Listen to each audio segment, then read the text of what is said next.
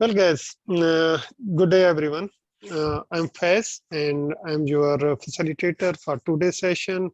And the purpose of this session is to give you an overview about project management and two of the top certifications in project management, and they are like Project Management Professional (PMP), and its foundational version or a simpler version called Certified Associate in Project Management or CAPM. I'm Faiz. I'm from PM Training School. PM Training School is a premier authorized training partner for corporate trainings in project management professional, CAPM, and many other PMI certifications, and we operate globally. In New Zealand, Australia, USA, Canada, Middle East, and some of the South Asian countries.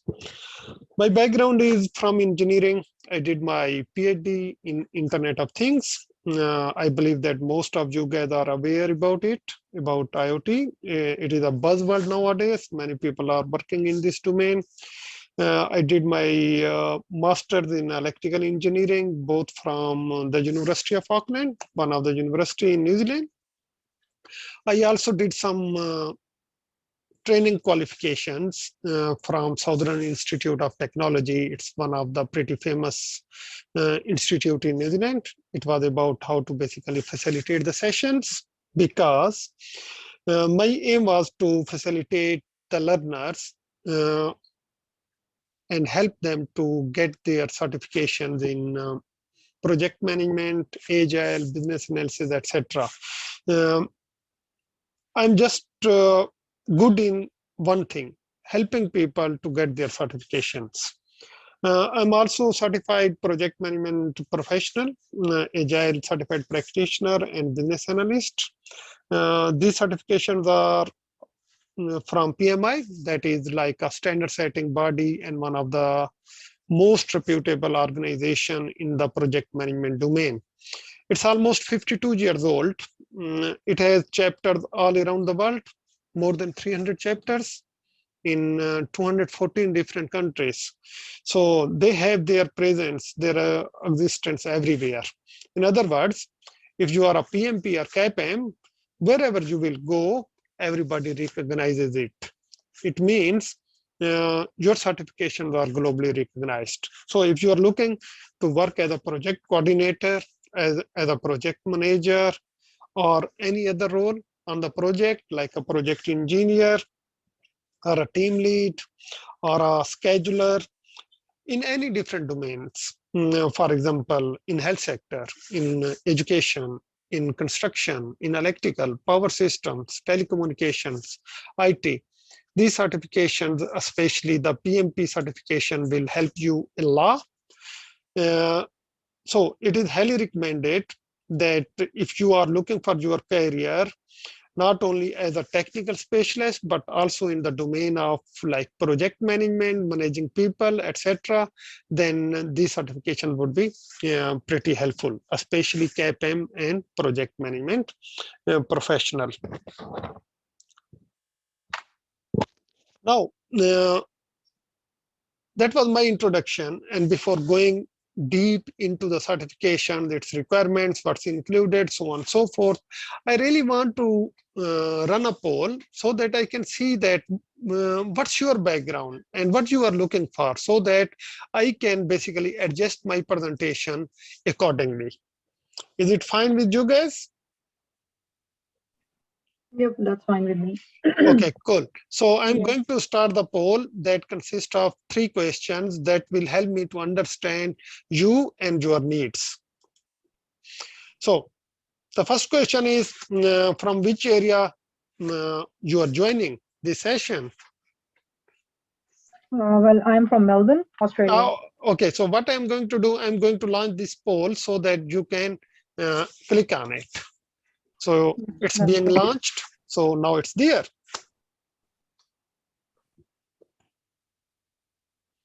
Feel free to answer these polls. The first question is, I'm from.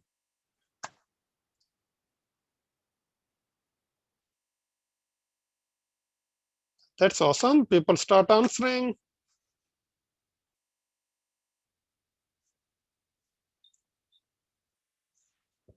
Cool. So far, only 3 people are able to answer. In fact, 4. And this number is increasing. That's good. So people know how to use it.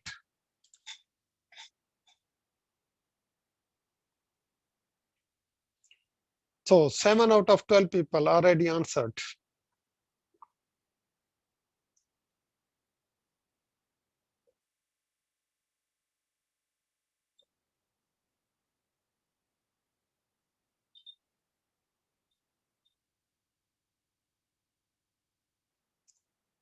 Eight people already answered.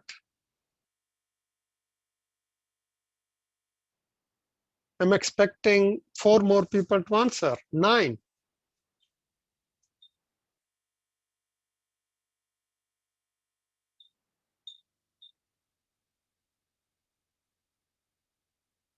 Ten.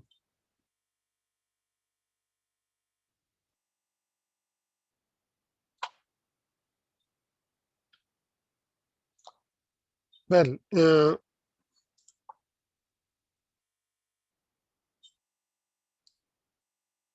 10 out of 13, and we are expecting 1 to 2 more. Yeah, 11, so 84%. I am ending this poll now. If you didn't answer, it's all right, and we are just moving further. I'm sharing the result with you. So 11 out of 13 people answered, and 8 out of 11 people were from either New Zealand or Australia, and 3 people were from somewhere else. We are going to discuss from where they belong. And out of 11 people, 4 are interested in PMP, that is like the gold standard certification, and then 2 of them are interested in a foundation level project management certification called CAPM, and few of them are not sure, that are around 5 out of 11. Then the next question was, if you already completed the course, because like this is very important, it will help me to understand that what is your knowledge level. You might be a very good project manager, but do you understand the projects and project management as PMI understands, as PMI speaks? So this question will help us to set our level of discussion. So 1 person have completed the course. 5 still didn't complete it. And the other 5 are like they are just looking for the options. Looking for the option mean that they even don't know that how to do, what to do, etc. So while keeping this poll in mind, can I ask one of the persons from either Australia or New Zealand just to briefly introduce him or herself? You can unmute yourself. I'm happy to introduce myself from Melbourne. Yeah, cool. Thank you. Yep. Thanks for giving us this opportunity. My name is Sadaf, and I've done my bachelor's in electrical engineering long time back. And there's a long gap between my academic career and professional career. That's why I'm looking at different options. How can I switch back to the workforce? I knew about PMP, and but I wasn't sure about CAPM. I've recently started exploring it, and I have already started studying it as well just a couple of days ago. But I'm just looking at further information at how it can help improve my chance of employment, and what other benefits I can get after doing this certification. Yeah, agreed. Yeah, thanks, Adab. Thanks for introducing yourself. So I understand that you have a gap between your studies and the professional life, and then you really want to go back, and CAPM or PMP is one of the way to go back into the jobs. And it makes a lot of sense because like there is a clear demand for PMP, especially and CAPM from the industry for project coordinator's role, junior project manager's roles, project manager's role, and it is across the industries. It's not the case that if you are an electrical engineer or from the telco background, you can only go in the telco sector, though chances are more that you will go in the same field where you were working. But if you got your project management professional certification, it opens many other horizons as well. You may go in the health sector, you may go into the government sector, in the councils, in the government transport systems, or maybe their post offices, any government department.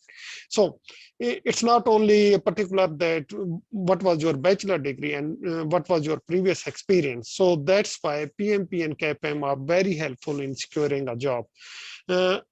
Anyone from other regions, like who wrote like anywhere else, would you like to introduce yourself?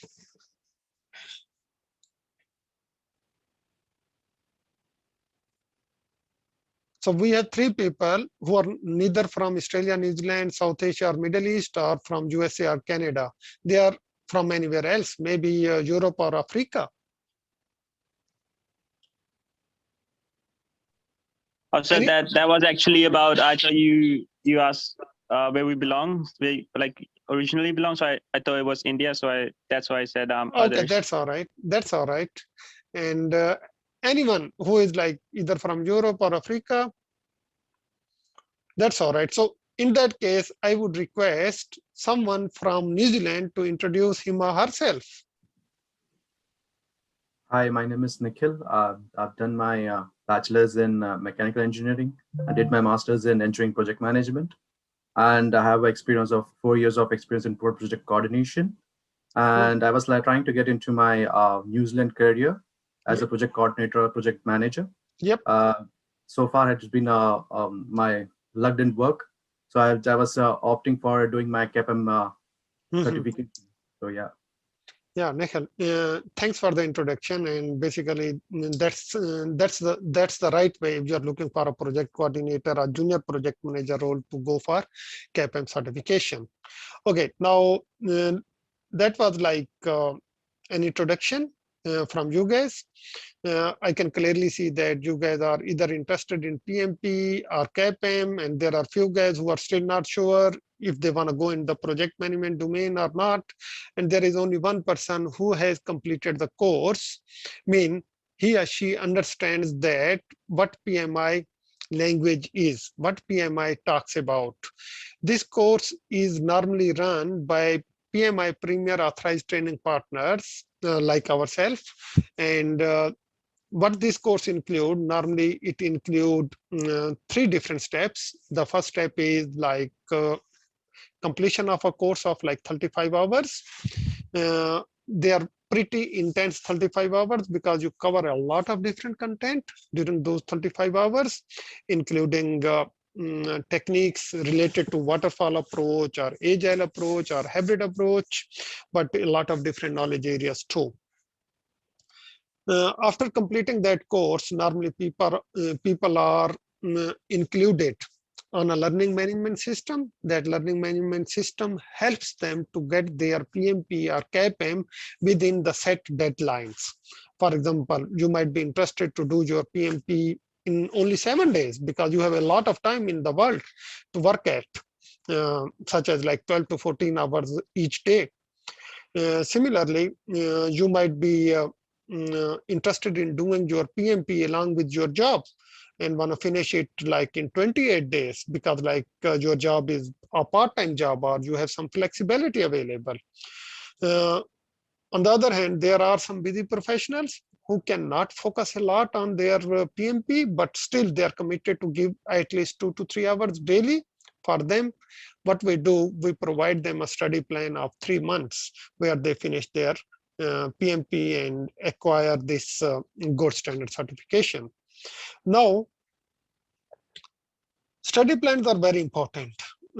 It keeps you focused. And on the other side is study plan as a document is nothing. Important thing is you are following it or not. If you are not following it, it will be totally useless for you guys. PMP and CAPM both, they cannot be passed without studying. When I say studying, it's not only about the completion of the exam, but also a consistent study for either 7 days, 28 days, or 3 months. I don't recommend more than 3 months to spend on CAPM or PMP, but we need a punctual and consistent study from you guys so that you can get your certification. Now, let's talk about PMP and CAPM exam eligibility requirements. See, it's not the case that everybody can go and appear for the exam. You have to apply to PMI for your eligibility check. There are two categories for people who are interested in PMP, and there is one option, people who are interested in foundation level certification or CAPM. Now, if you guys already got a bachelor degree, it could be in mechanical, electrical, telco, or any other domain, maybe in arts, but still you got a bachelor degree. For you guys, the requirements to eligible for PMP is you have to complete a course called 35 contact hours course, and we also call it project management education. Okay, what's the purpose of this course or education? It has two purposes. Understand project management as PMI understands in the same language. You might be very good project managers or coordinators with a lot of experience in different projects, but sometimes the language you are speaking could be different than PMI language, but you are going to get PMP. It means that you should speak the same language as PMI is speaking. So this course help you a streamlined way of understanding what is PMI, how it sees the project management, and when it uses particular terminologies, what are the meanings of those terminologies. This course also helps you to understand the PMI framework to manage the projects. This framework could be based on waterfall methodology, it could be based on Agile, or could be combination of both, or we call it hybrid. So this course really help you to understand project management and will give you a better understanding how to prepare for PMP certification. So normally people go for this type of course so that they can get their PMP in first attempt, because like it is very tough. If you once failed in PMP, you get the motivation, you get the courage to pass it again. Okay, there is also job experience requirement from PMI. If you are a bachelor degree holder, in that case the job experience mean working on the projects. Okay, you could be a technical expert like a IT person or electrical or from telco background, but you worked on the projects. It's not compulsory your designation is project manager or project coordinator. Important thing is you worked on the projects and you took part in managing those projects. And then there is also experience requirements in number of hours, that is 4,500 hours. And normally 3 years of experience fulfill this particular requirement. Now, second option. When you are high school graduate, you didn't do your bachelor degree, not a problem. You might go into the job straight away. Still, you have to complete a course. We call it project management education course, or some people call it PMP exam prep course. And then for you, experience requirement is a bit more. 5 years experience and 7,500 hours working on the projects. These projects could be just a single project, a big project running over the period of 5 years or 6 years, or it could be more than one projects. And then there comes, once you are eligible and you are going for the PMP exam, it's important that you should know that how PMP exam looks like. PMP exam consists of 3 hours and 40 minutes. You have to attempt 180 questions in 3 hours, 40 minutes.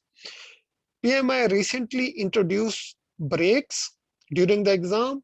The time when I appeared for exam, it was basically 200 questions.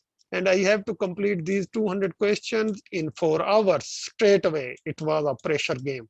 Believe me, it was not easy. Okay, now what PMI did, they introduced, not only they reduced the questions from 200 to 180, they also introduced the breaks after 60 questions. These breaks are optional. You can go for them. You might not like to go for them. You want to finish it in no time. But what feedback we got from our aspirants who appear for PMI certification and got their PMP certification, they said that it is highly recommended that you should go for breaks. It will help you to stretch. It will take the pressure off from you. However, there is a catch. And the catch is, once you went for break, you cannot go back and improve these questions or review these questions, okay? Because what PMI does, it gives you option that you can always go back to the attempted question and review your answers. You can change option A to option C, so on and so forth. But nevertheless, breaks are helpful, and there are 2 optional breaks after each 60 minutes, and you can finish this exam in 3 hours, 40 minutes. 180 questions. We are going to discuss this exam further in detail, but at the moment, let's move towards CAPM. This certification previously required some experience, but from 2021, January the 1st, PMI basically just to help people to come on the boat of like project management, they allowed them to go for CAPM without any experience. The only thing you need is a high school certificate, and I believe everybody got it. And along with this, you don't know, and you don't need any project management experience, any number of hours working on projects. You just need to complete 23 hours of education as compared to 35 contact hours. And then you will be eligible for CAPM exam. Remember guys, you still have to apply to PMI for the eligibility. The people who study with us, who are like premier authorized training partners, normally these people, the applications are like selected much faster as compared to other people. However, there could be random audits. In case there is a random audit for your PMP, chances are very rare though, only 1% out of 100. If you study with us for this course, we will help you to write the audit answer, okay? And we will explain you that what worked best so that your audit should be cleared, okay? But this is very random. Nevertheless, it's there. On this point, questions. Please unmute yourself and feel free to ask questions. Hey, Faiz, you said for PMP2, you can review the questions, answers before the break, before you go for the break, right? Yeah. So for CAPM, does that that's available, reviewing of the past answers? Now, reviewing of the options are always available. There are only 150 questions, and you have to complete those 150 questions in 3 hours. For CAPM, the questions are easier. They are simpler.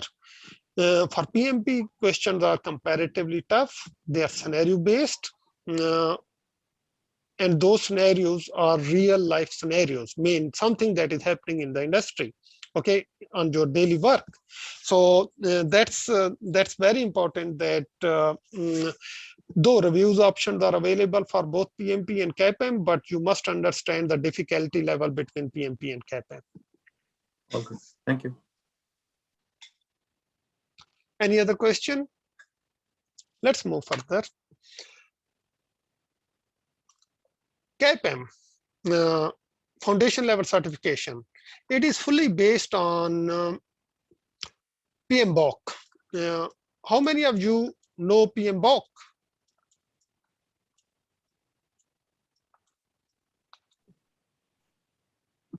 Awesome. So Nikhil, you are aware of it, and there will be many other guys who know about PMBOK. PMBOK is project management body of knowledge. This is a framework. This is a standard published by PMI.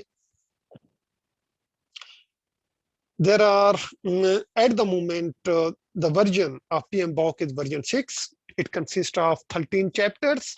Starts with the chapter called Introduction to Project Management.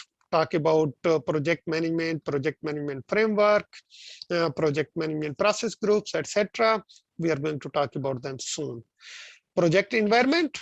The environment, either it could be internal to your organization or external, but where your project exists, where your project needs to be operated. And then role of the project manager, while working with the different stakeholders, while managing the team, while dealing with the program management teams or program managers or many other stakeholders. The roles, the responsibilities of the project managers, the key skills required for a project manager, everything is covered in chapter 3. Yes. Any questions?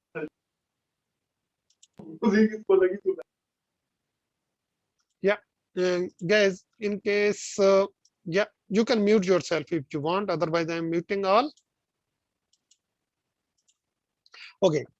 So we are talking about CAPM, how exam looks like, how 150 questions will 150 questions are distributed.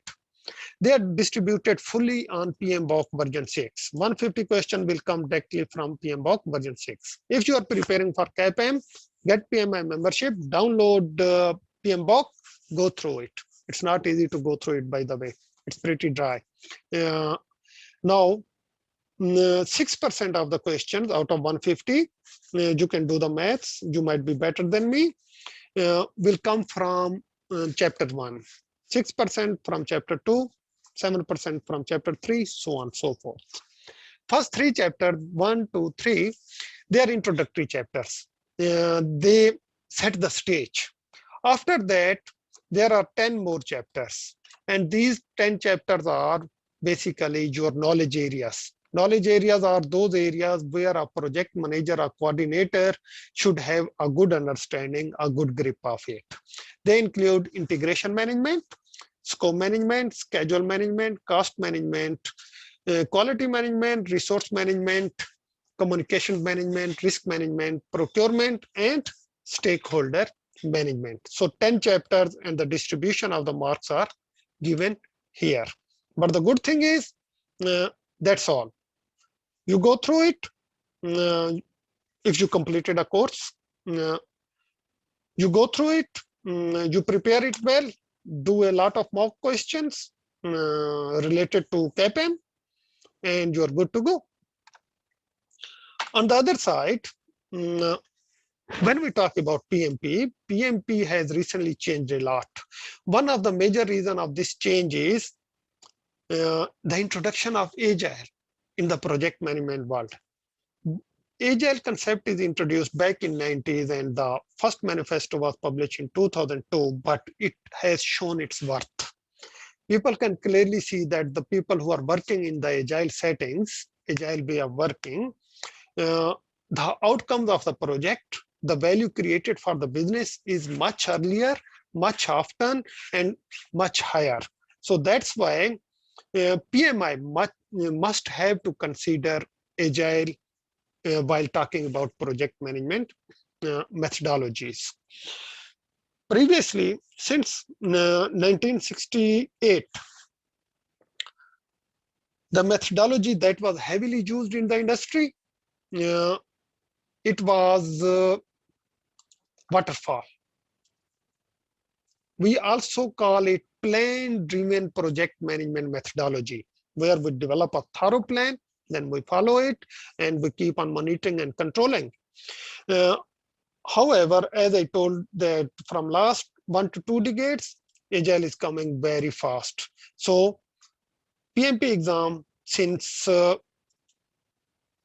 2021, January the 1st, Agile component is there, pure Agile component, and also hybrid component is there.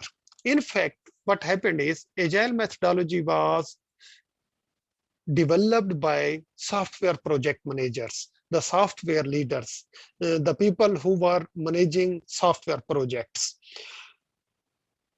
most of the time in previous 1 to 2 decades, Agile remained with the software industry. Still, if you go and start studying Agile, you will find most of the terms from the software background. Because of the advantages of Agile way of working, many different industries, for example, IT operations, telco, or education, or maybe health sector, HR, procurement, okay, all these guys start adopting Agile, but the pure Agile might not fully fit to it, okay, and it's not really easy to transform fully from waterfall method of managing project to Agile method of managing projects. So what they did is they start adopting Agile, okay, and then there comes more practical, pragmatic approach of managing project that is called hybrid. It includes both waterfall and Agile, okay, the combination of both. So PMI understands this, and what they did is they said that, okay, 50% of the exam will come still from waterfall, 23% from pure Agile, and the 27% of the exam will come from hybrid way of working. So this is one major change since 2021. Another major change that has come, if you go back to this slide of CAPM, you can see these 13 chapters, these 10 knowledge areas. This is technical project management. That is basically the technical concepts around project management. We call them processes. Processes you can think of like activities we do. All those 13 chapters are combined here. Okay. We call them processes. These processes, we normally divide them into 5 different categories or groups. These are initiating processes, planning processes, executing processes, monitoring and controlling processes, and project closing processes. So whatever is included in CAPM is just 50% of PMP exam. Okay. Whereas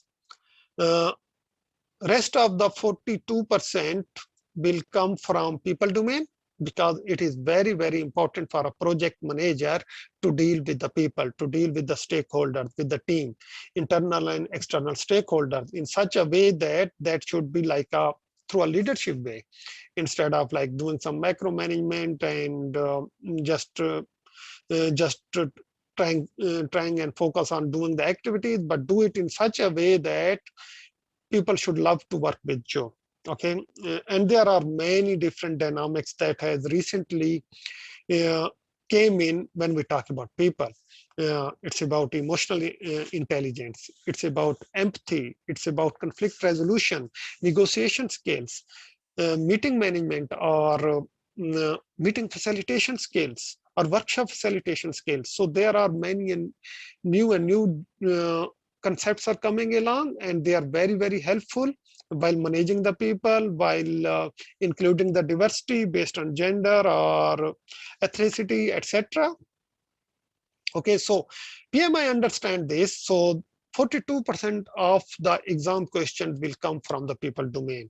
That is how to deal with the people, how to lead the people, how to motivate them so that they can become high performing teams. And then 8% of the question will come from the business environment domain. Business environment is the environment where your project operates. Each environment is different from other. Each enterprise is different from other. Each department within an enterprise is unique.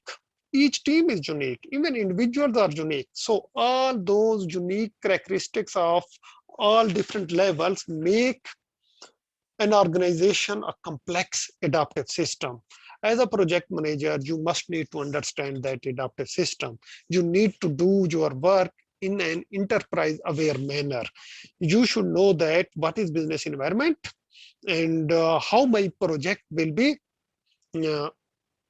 operated within these constraints, in these limitations imposed by the business environment. This environment could come internally from the business, it could come externally from the business or the enterprise. Any question on this point?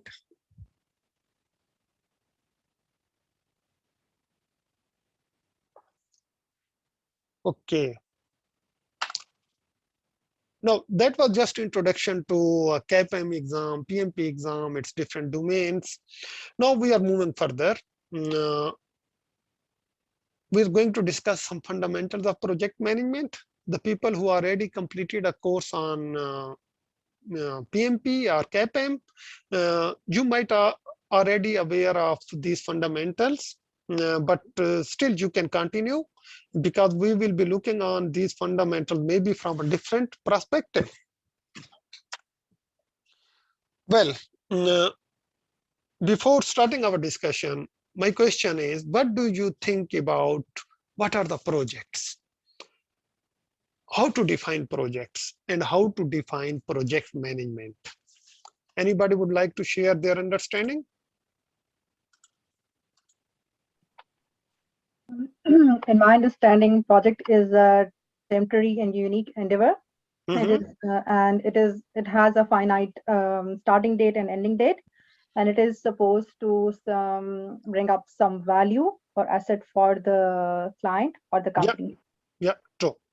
Yeah, fully agreed. So project is a temporary endeavor with fixed dates, fixed budget. Normally a project manager is assigned to a project, and the purpose is to create a business value. This business value could be created in the form of some products that are produced.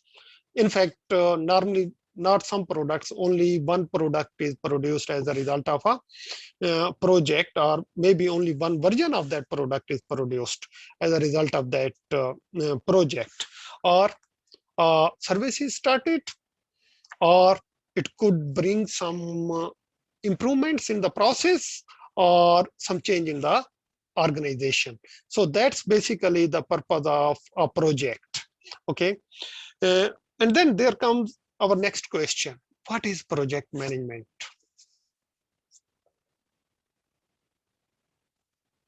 Anyone would like to comment?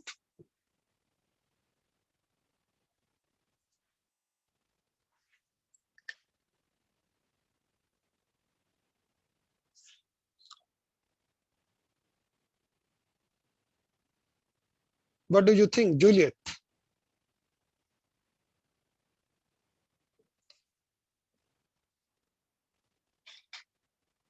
Sorry, sir? Yeah, would you like to explain what is project management? How do I say? Project management could be defined an application of some knowledge, skills, different tools. Yeah. And all of this with the purpose to solve or develop a project. Could be like a service or a product. Yeah, cool. Awesome. Thanks, Juliet. And so basically, project management is the application of skills, knowledge, tools, and techniques to apply on the projects so that projects can be successful. And a successful project is the project that is completed on time, within the budget, and fulfilling all the scope requirements or the work we need to do. So if we complete a work or scope of our project within time and budget, then we may consider it a successful project. No doubt. There are more advanced definitions of project success has come that also include the quality, that also include the customers, their satisfaction, or their happiness. If customer is happy, your project is successful. So it's a new definition of project. But nevertheless, customer is only happy when you complete the scope within the time, within a budget. And this is called iron triangle. So any project who doesn't fulfill iron triangle requirements cannot be considered a successful project. Any question? Okay, yeah, let's move further.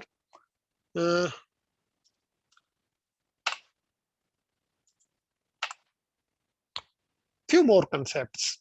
How many of you know about OPM, organizational project management, different organization types based on the role of a project manager, and PMOs? We will go through them very quickly, okay, because like we really want to focus on something good. OPM. Anyone would like to comment?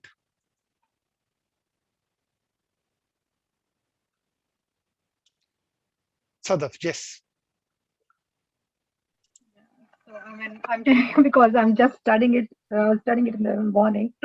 So that's why I'm very familiar with this OPM. That's awesome.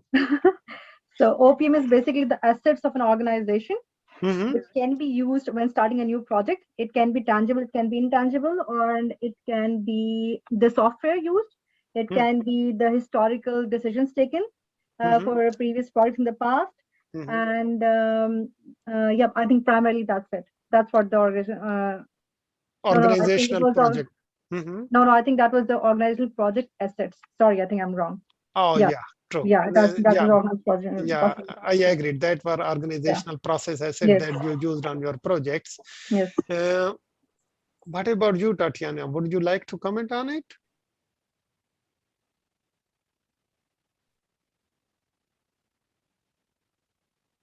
OPM. I cannot hear you. I think it's your mic. You may need to join with your mic. Yeah, join the session with mic.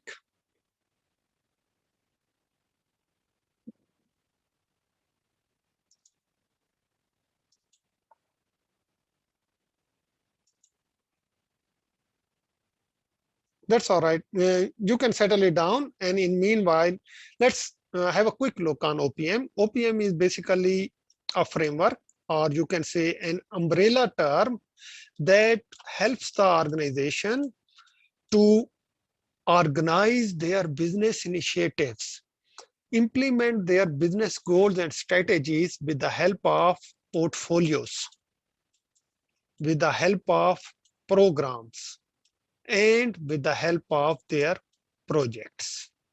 Okay, so this is an umbrella term. What it says that whenever we talk about enterprise, they always set their strategic plans. In those strategic plans, normally there are long-term goals and short-term strategic objectives. Based on those goals and strategic objectives, normally business cases are written, and those business cases result in some new initiatives. Those new initiatives could be implemented with the help of portfolios. Portfolio is a bigger term. It helps us to implement the initiatives that came out of like those business strategic plans. And portfolio may include multiple programs in them. Okay, they may contain some sub-portfolios in them. They may contain some individual projects in them, and even can include some operations in them. Okay, so portfolio is like a comparatively overarching concept or term. Just think about Fonterra, one of the famous company in New Zealand that is about like producing dairy and dairy products. 70% of the revenue comes from Fonterra for New Zealand. So you can consider how big is it. Fonterra initiatives are implemented with the help of just one portfolio, consist of multiple sub-portfolios, dozens of programs, and hundreds of individual projects, and obviously operations are there too. And then there comes programs. Programs are nothing but they are the set of projects that are run in a consistent way to achieve the objectives, to achieve the outcomes or deliverables that might not be available otherwise. what I'm trying to say is like, if you think about Opera House in Sydney, it is a program. And when Opera House was being developed, it might not be started as a project because of there were many different projects under it. There could be big construction projects, but telco projects, facilities projects, electrical projects, so on and so forth. So these are basically an example of program. Any question? And project, we already talked about project, isn't it? A temporary endeavor started to achieve some objectives. Any question here?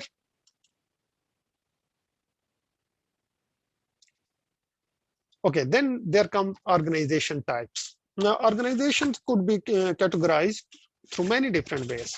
But here, what we are looking at is, we are looking in terms of role and authority of a project manager. How much authority a project manager got in a particular type of organization. So let me put it here. On one end, we have like functional organizations. These are like those traditional bureaucratic organizations where each organization work is implemented with the help of some departments. For example, think of a factory. That could be a sugar factory where there could be multiple departments into it. There could be marketing department, procurement, HR department, so on and so forth. And all those departments, they work in silos, mean they have their own world. The people in one department might not be working, people with the other departments. This type of organization normally run by the HODs, or we call them head of the departments. There are few other naming conventions you might be aware of, like functional managers or operation managers or line managers. All these are like different conventions. Normally the projects run in this type of organizations are very less. Most of the time they do the operations. Okay, they don't do any projects. And if there is any project, for example, you can say in manufacturing department, that project is normally run by the head of the department, head of manufacturing, and the project manager role is very little and with very less responsibilities and authorities. Project manager could be just a project coordinator, okay, who is just helping the HOD in coordinating some project related activities. So these are functional organizations, and on the other side, we have like project-oriented organizations. Project-oriented organization, most of you are aware of them. They run solely based on the projects. Normally, there are multiple projects these organizations are running, and they are searching for new and new projects so that the organizations can exist. Think about Nokia or maybe Huawei in New Zealand. They normally don't have any operations. They are here just to do the projects. So their structure is formed in such a way that normally there are project managers and program managers or account managers who are dealing with different projects. Here, the role of project manager is pretty strong. Role includes both responsibility and authority. However, the issue is like the jobs are not very much secured. If a project is finished, there is no other project, project manager might be on the road or maybe looking for any other option like driving a taxi. And that's a fact. I have seen many project and senior project managers that they have to do many other work when there are no projects, especially during COVID. And then there comes matrix organizations. Matrix organizations were formed to take the advantages of both project-oriented organizations and functional organizations. Matrix organizations could be distributed in three types: weak, balanced, and strong.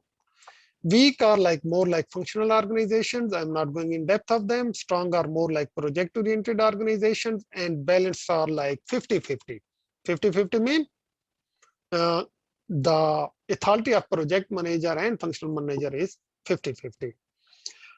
My question is, if you understood it well, if I was not very fast in explaining, can you tell me that what type of organization is very tough to work in as a project manager?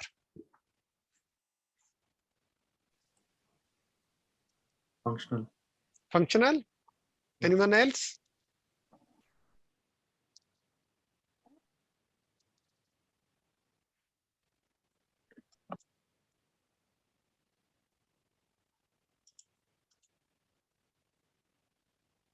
Yeah, you can write down, guys. If you don't want to speak, you can write down.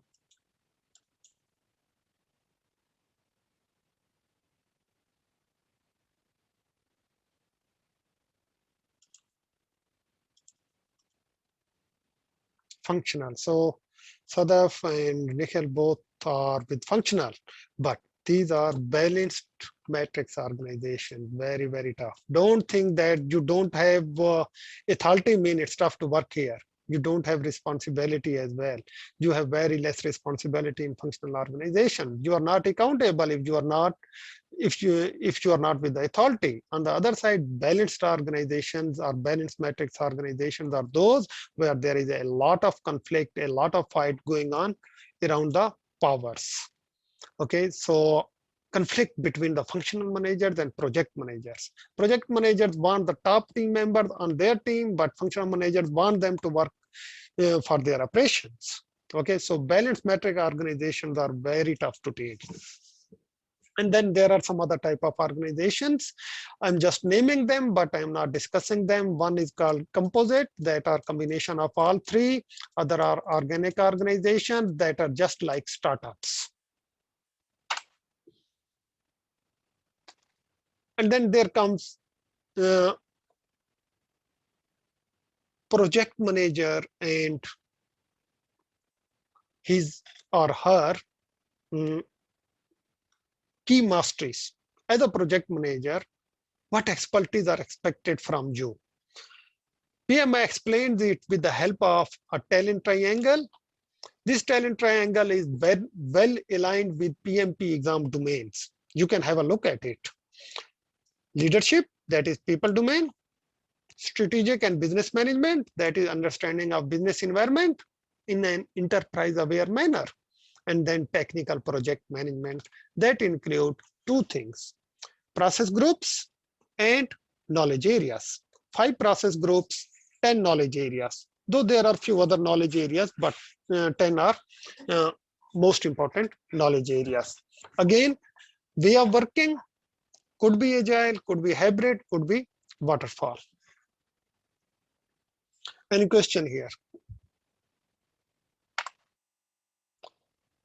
And then this talent triangle is further explained with the help of a competency wheel. You can ask me, I can share with this competency wheels for a project manager to be a successful project manager working in either on waterfall or agile projects. It includes technical, that include all these knowledge areas. Can you see how many knowledge areas? Can someone count for me?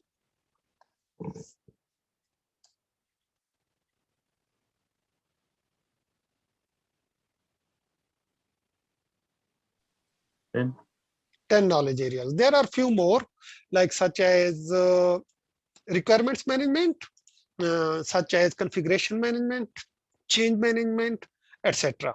But at this point in time, just remember these 10 knowledge areas. And these 10 knowledge areas, the activities we do in these knowledge areas are called processes. In total, in PMI framework, there are how many processes? 49 processes. These 49 processes are distributed in these 10 knowledge areas on one end. On the other end, these 49 processes are also classified into groups. And the groups are initiating, planning, executing, monitoring and controlling, and closing. How many of you know about it?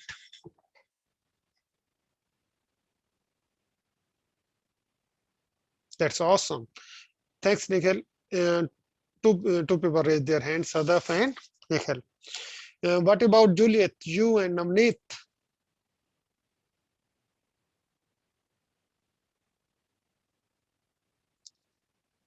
Naman.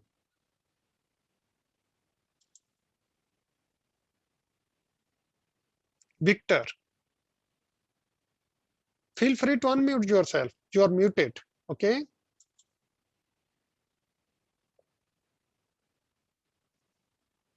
In case if you don't want to speak, you can also put it in the chat. Next are your understanding about the business and your leadership skills. Okay.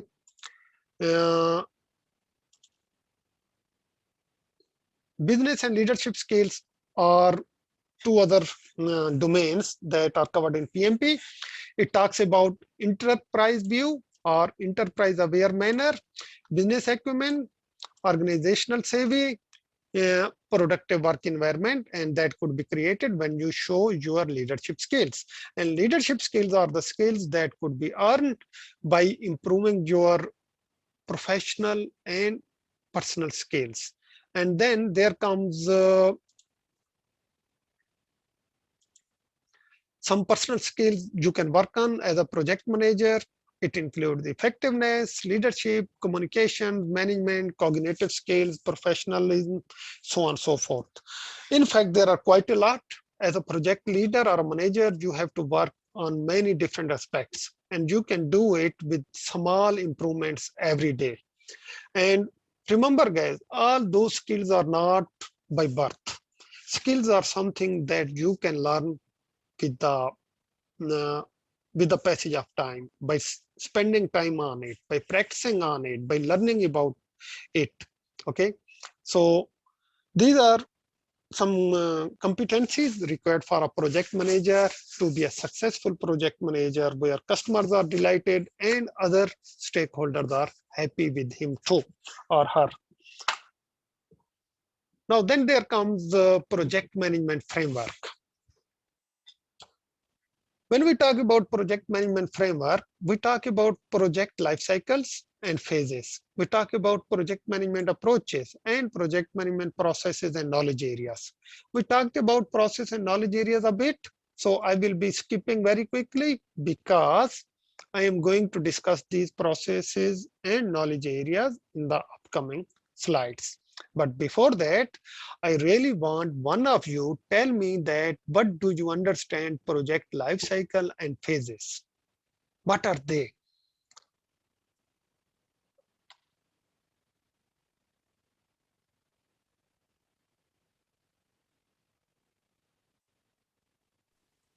I need at least one person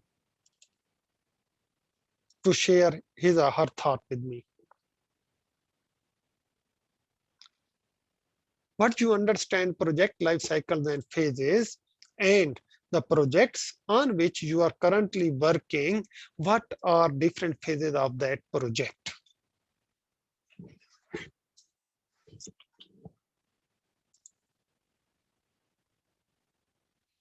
Fully agreed, Tatiana. So these are the project steps from beginning to finish goal.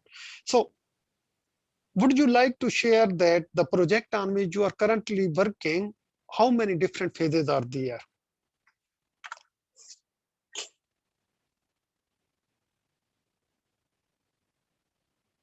Nikhil, you are muted. The project life cycle is from initiating, planning, executing, monitoring and controlling, and closing. And the phases are the ones in which one product adds as input to the next coming process, or it can be considered as the closing phase also.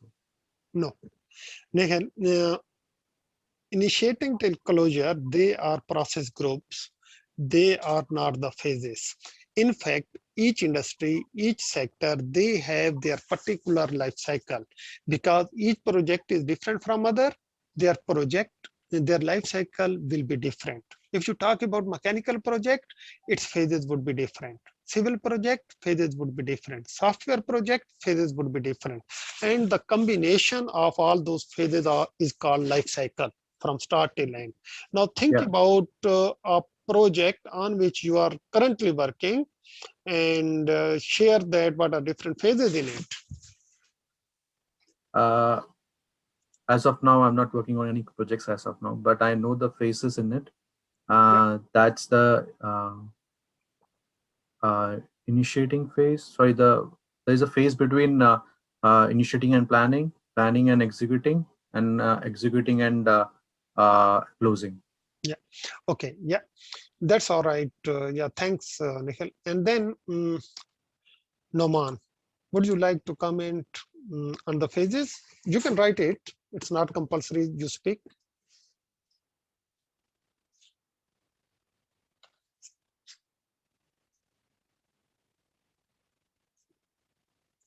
Okay, let's move further. Yeah, fantastic. Tatiana, you wrote about it: concept, plan, create, close, project. So these could be the different phases of a project. So let's talk about these phases. These are called concept. And you can comment that what type of project you are talking about, from which sector. Plan, create, and then close. That could be transition as well. Okay, and this is a life cycle.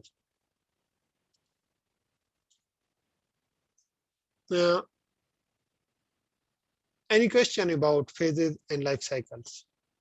Remember, phases are not process groups. They are not initiating, planning, executing, controlling, etc. Phases are specific with the projects. Then there come project management approaches. Project management approaches are evolved over the period of time. If I want to put these approaches on a continuum, on one end, we have predictive approach that we call it waterfall. And on the other end, we have agile approach, the pure agile approach. Okay.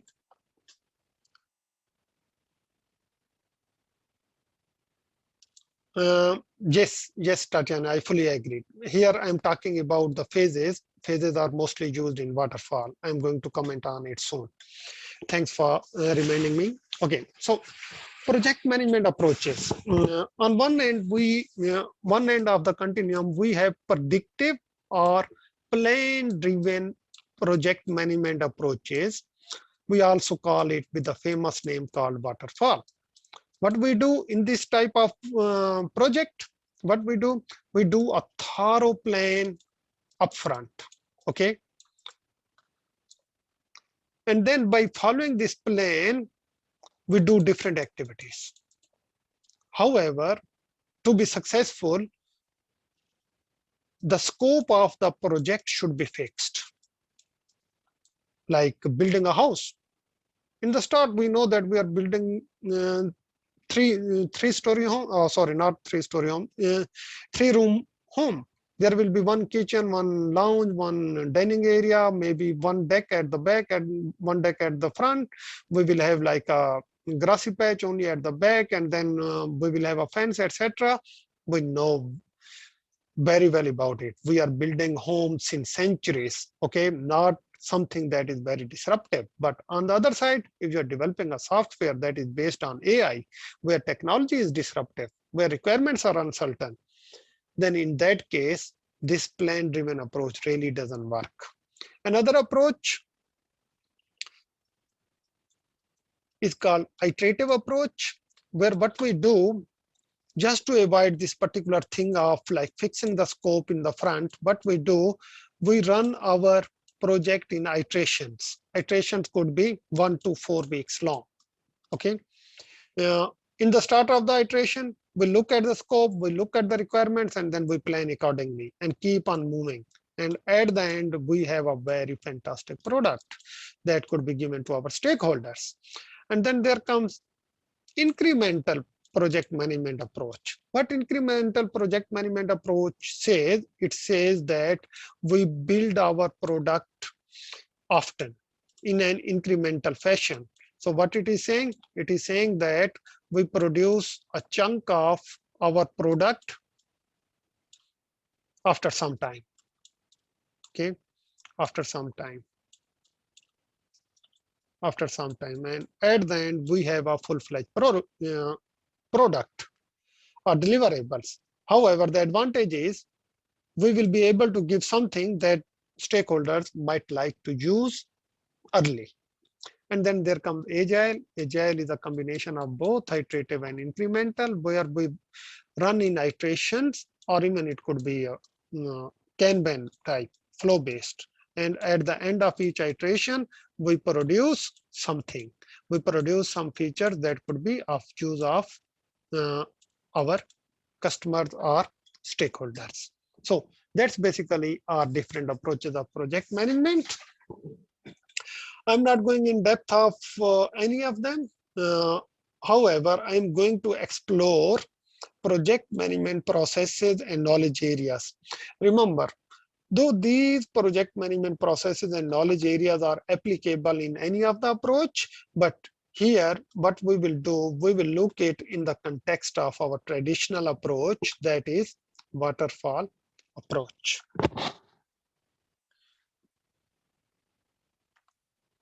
Before going into the depth, I would say that let's have a role of a project manager in different process groups at the time of initiation, planning, executing, monitoring and controlling, and closure. I would need help from you guys to comment. What type of role a project manager plays when he or she is initiating a project? Yeah, unmute yourself, please. Deciding the project charter and keeping stakeholders on board to finalize the charter. Yeah. So, yeah.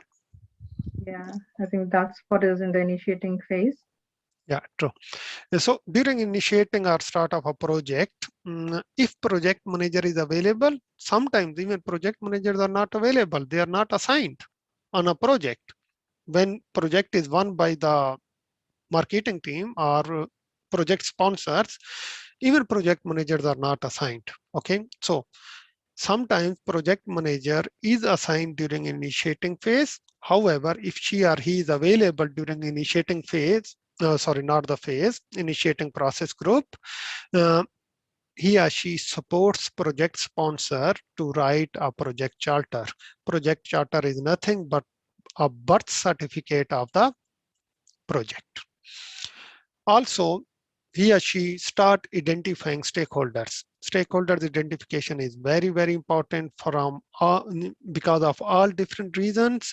That's why stakeholder identification is done in the start of a project. Then there comes planning. Project is initiated. Team might be initially formed, or there are some team members available. Now, next stage is plan. Okay. Now, what would be the role of a project manager?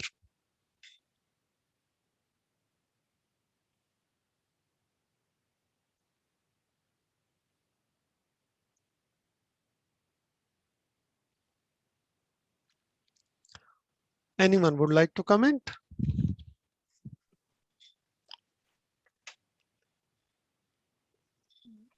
So now we are in the planning phase, right? Yeah. I mean, from memory, one of the things to do is the resource allocation. Yeah, I agreed. Budget allocation.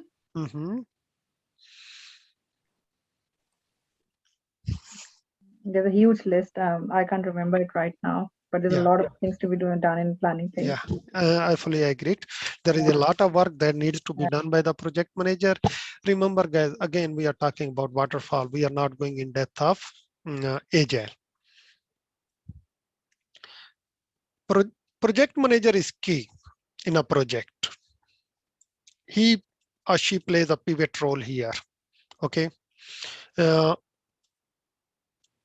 In fact, a project is a project manager's project. So all the responsibility in the end comes to the project manager. He or she is the responsible for project success or failure. It means that he or she needs to do a thorough project planning with the help of team, with the help of subject matter experts, with the help of stakeholders, so that a plan should be created in such a way that if we follow that plan, our project should be successful. And we already talked about what does it mean, the success of a project, happy customers, within scope, within time, no extra money, a quality project, etc., etc. So for that sake, a project manager must need to do a thorough planning. And when we do the thorough planning, keep in mind the 10 knowledge areas. A project manager needs to think about how to define the scope, a planning for the scope, a planning for schedule of the activities so that scope could be completed, cost, including estimation and budgeting, quality requirements on a project. What does it mean, a quality for a project? How to assure the quality, how to control the quality, resources, including both human and physical resources, communications, how to ensure an effective communications with the stakeholders, how to identify the risks, how to analyze them, how to manage them, how to act once risk come. If there is any procurement involved, how to work with the procurement team to ensure that the right procurement is done, either the procurement of the contractors or for the supplies or material. And then there comes the last bit, that is planning for stakeholder engagement. How to effectively engage the stakeholders so that they should be supportive of this project. They shouldn't be against of it. If they cannot be supportive, at least they should be neutral. What are their engagement needs? What are their communication needs? How to fulfill them?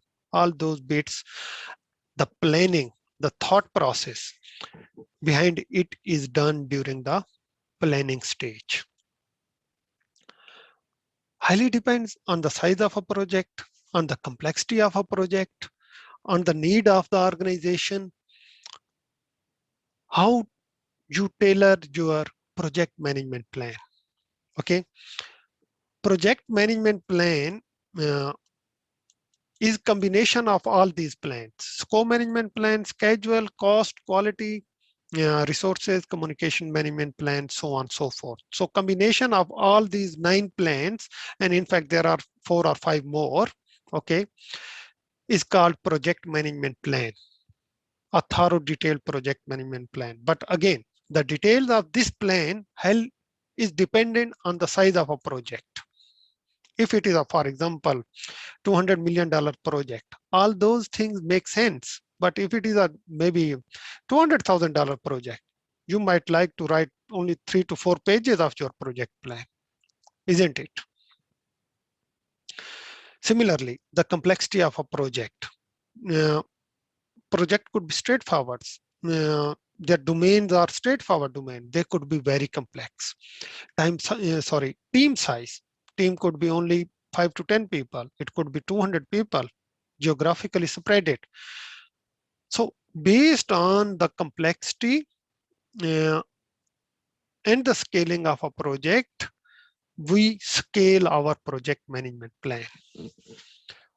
Once a project management plan is established, normally it should be a plan that should be developed with the help of team members and should be approved or should have yes from the stakeholders. They should have a trust on the project plan. Excuse me. Execution. Now, what activities a project manager needs to do during execution?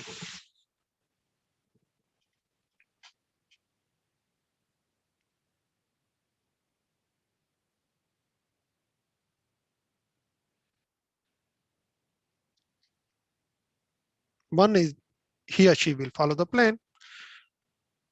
Secondly, he or she will do day-to-day activities. If you are a project manager working in the industry, what day-to-day activities do you do?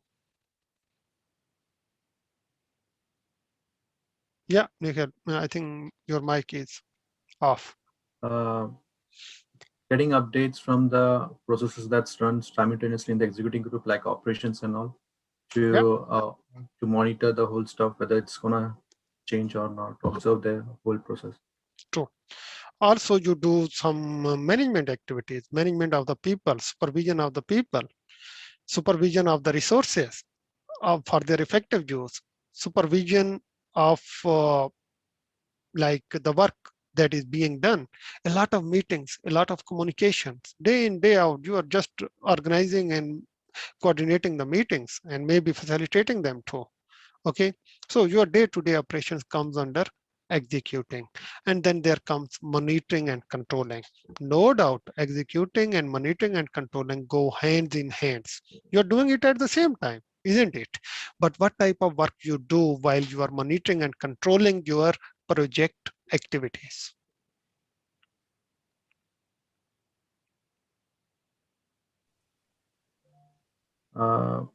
They during the monitoring controlling part,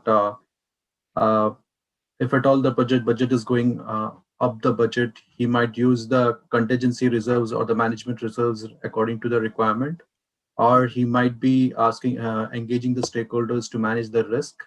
Yeah. Whether Mm-hmm. yeah, and he will manage all the knowledge areas available, so that it doesn't go beyond the budget or won't exceed the time limit. True. So it involves tracking of the activities, tracking of the baselines, monitoring and controlling of baselines. You might ask, what are the baselines? These are basically established during the planning, baseline for your scope, for your schedule, for your cost, that are your estimates. That's what you are expecting, that okay, that will be our project, how it will be completed, how. So baseline consists of many different bits. I need to go in depth of it, so that's why I'm skipping it. But important thing is, during monitoring and control, you ensure that whatever work is being done, is it matching with the baseline or not? If it is deviating from the baseline, what are the reasons? How to bring it back to the baseline? Okay, that's another work you do. You also control the scope. I mean, there shouldn't be any scope creep into it. There shouldn't be anything that was not promised, that was not written in contract, but your people are doing, or you are missing any component for your scope. Also, you keep on validating your scope. I mean, validating scope means you are showing it to your stakeholder, then confirming that what we are developing is fine or not. If not fine, how to improve it. Also, monitoring and controlling talks about controlling the schedule, controlling the cost, monitoring the risks, monitoring stakeholder engagement, so on, so forth. That's the work normally done by a project manager. And then there comes closure activities or closing. What we do during closing?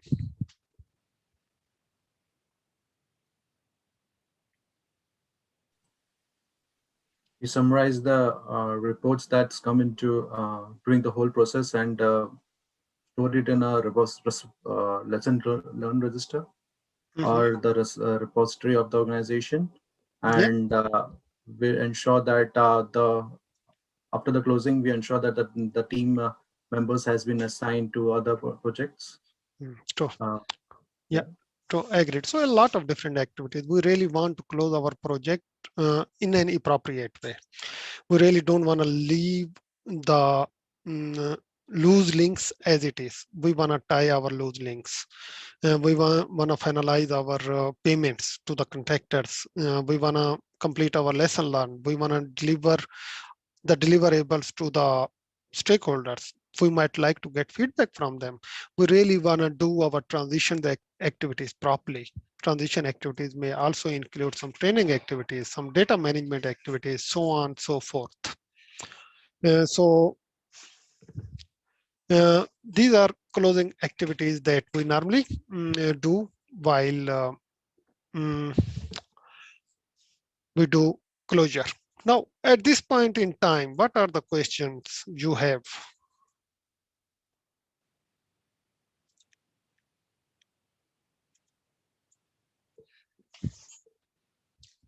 Any questions? Anything coming in mind? I have it. Mm-hmm. So there is the while I was learning to the whole PM book, there is one work information data, work performance data, work performance information, and work performance reports. Mm-hmm. I have a confusion when all these three comes into the data is okay when the executing work comes, but information in some of them, information comes as a input to couple of processes and doing the monitoring. Okay. Yeah, I have a confusion with the information and the reports. Not a problem. I'm going to comment on it. Any other question by anyone? Okay, yeah. Think about some questions to ask because it's a time to ask questions. Here, 𝗏𝗃 is talking about three things: WPI, WPD, and WPR. Work performance information, work performance data, and work performance reports. Right sequence is information, data, and reports. 𝗏𝗃. It's not data, information, or reports. Okay. Information is something that is raw data produced as the result of many different activities during execution phase, monitoring, and controlling phase. Okay. So it is produced as a result of executing processes, especially monitoring and controlling project work. Okay. Monitoring and controlling project work. This is one of the process.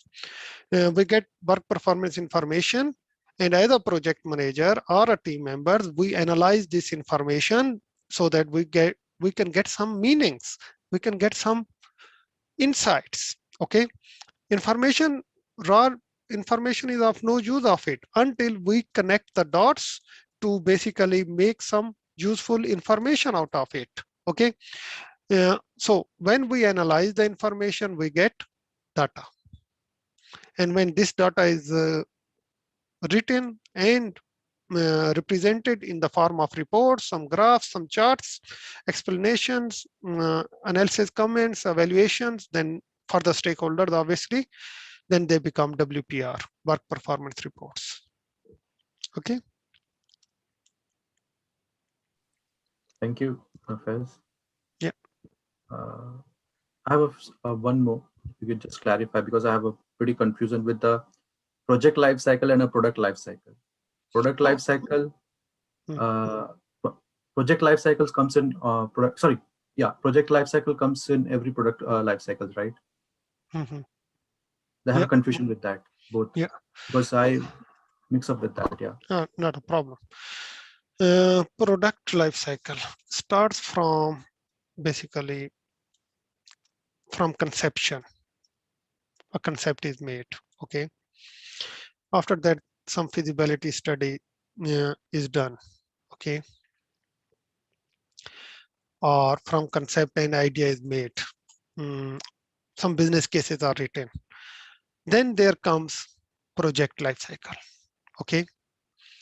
It means product life cycle is a part, project life cycle is a part of product life cycle. Okay, that's number one. Number two, in project life cycle, for example, if we talk about a software product, the project that is run as a part of a product life cycle, it may include gathering requirements, doing analysis, developing solution design, and obviously architecture as well. Based on architecture and design, do the construction or development work, then do testing or quality assurance.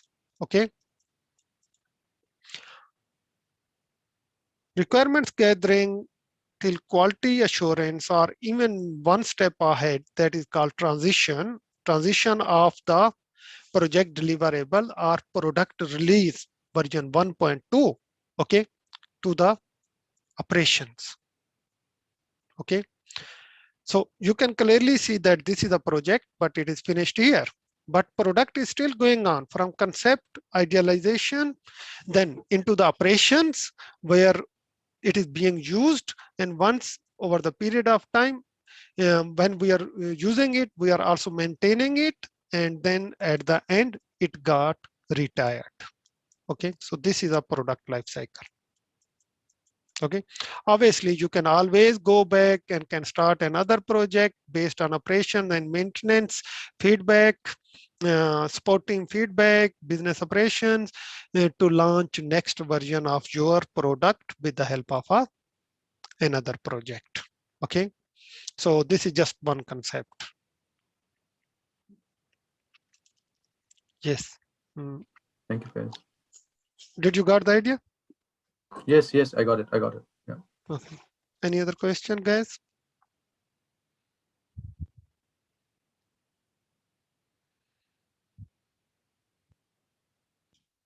Okay. In case if you don't have any question, I am next week, same time, we will be continuing our waterfall. Okay. We will be talking about what project manager does during different knowledge areas, different process groups, and most importantly, we will be discussing all the knowledge areas, not the knowledge area, sorry, all the processes that is part of PMBOK, that are 49 processes in depth. We will see that what's included in those processes. Okay, 49 processes. And what is the role of a project manager, what activities we do in all of these processes. Now, then there comes a time for quiz. This quiz is generic. You might be able to answer it, you might not be able to answer it, but really don't worry about it. You are still preparing for your PMP and CAPM. The purpose of this quiz is just to give you an idea how PMP exam looks like, okay, and what level of prep is needed. But don't lose your heart if you cannot answer these questions.